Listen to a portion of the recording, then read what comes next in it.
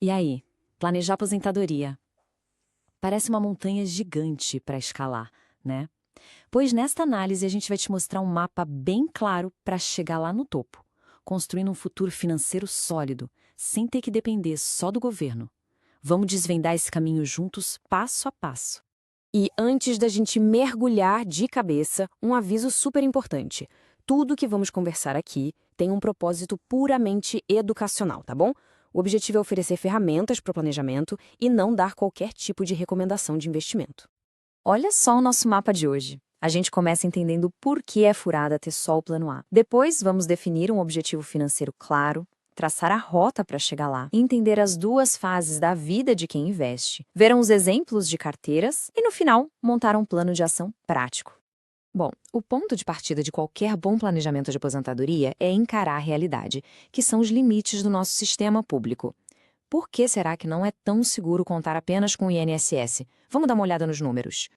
A grande pergunta que fica no ar é essa: dá para depender exclusivamente do INSS para ter aquela aposentadoria tranquila dos sonhos? Os dados dão uma resposta bem direta para a gente.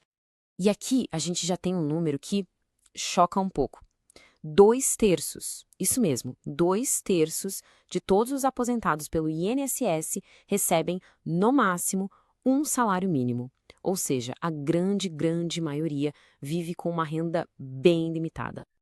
Ah, mas e o teto da Previdência? Bom, a estatística aqui é um verdadeiro balde de água fria. Menos de 0,5% dos aposentados chegam a receber esse valor. Isso basicamente transforma o teto do INSS numa exceção, sabe? Não é uma meta realista para a maioria das pessoas. E essa frase aqui, nossa, ela resume perfeitamente a mentalidade que a gente precisa ter. A forma mais segura de pensar é construir o próprio patrimônio e encarar qualquer coisa que venha do INSS como um extra, um bônus, e não como a base do sustento. Ok? Então, se depender só do governo não é o melhor caminho, qual é o plano? O primeiríssimo passo é transformar aquela ideia meio vaga de viver de renda em um número, um objetivo claro, concreto.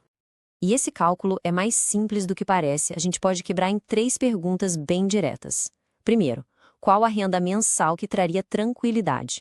Segundo, qual o rendimento anual que uma carteira de investimentos pode gerar de forma segura? E terceiro, com base nisso, qual o tamanho do bolo, ou seja, do capital total que a gente precisa para gerar essa renda? E essa tabela ajuda a gente a visualizar isso na prática. Usando um exemplo de uma carteira que gere 8,5% de rendimentos ao ano, olha só, para uma renda de R$ 10.000 por mês, o capital necessário é de R$ 1.400.000, mais ou menos. Que é 15 mil, o valor já sobe para mais de 2 milhões. O sonho tem um preço, e a planilha ajuda a gente a enxergar qual é. Beleza, agora que a gente já sabe aonde quer chegar, como é que a gente faz essa viagem? Como é que se constrói esse capital na prática? O segredo está na combinação de duas coisas: tempo e aportes consistentes. Na prática, existem duas grandes alavancas que estão no nosso controle. A primeira, claro, é o valor que se consegue investir todo santo mês. E a segunda é o nível de risco que a gente topa correr na carteira para buscar um retorno maior. As duas são cruciais. E olha só como o valor do aporte faz uma diferença brutal. Com um retorno de 5% acima da inflação, investindo R$ 500 por mês, levaria 52 anos para chegar na meta.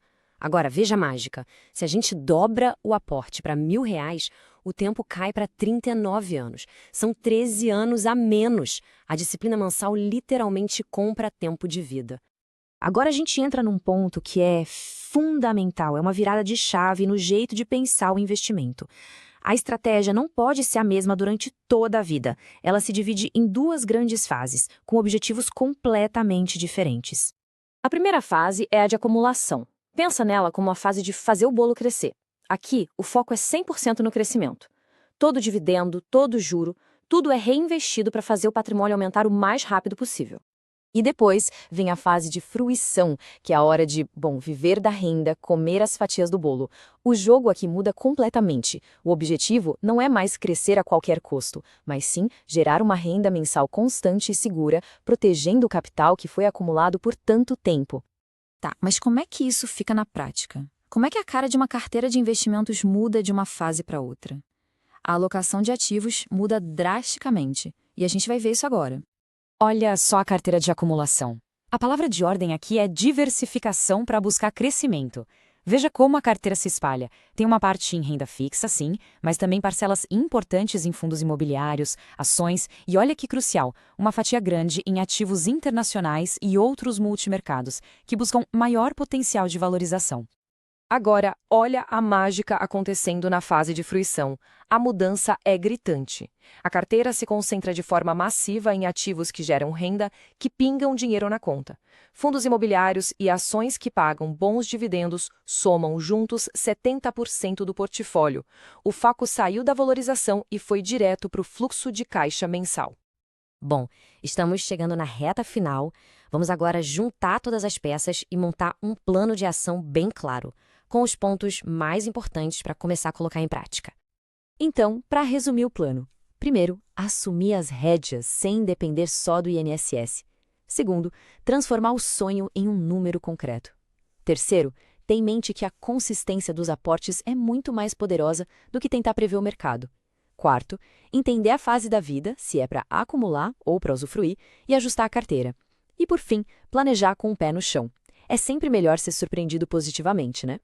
No fim das contas, a grande mensagem é essa: a independência financeira é um projeto totalmente possível. O plano existe, a matemática funciona. O maior desafio, na verdade, não está nos investimentos em si, mas sim na nossa própria disciplina e paciência ao longo do caminho. E é isso, chegamos ao fim da nossa análise de hoje. Agora, fica o convite para deixar um comentário com as impressões sobre o tema. E claro, não se esqueça de se inscrever aqui no canal para acompanhar os próximos conteúdos. Um forte abraço e até a próxima!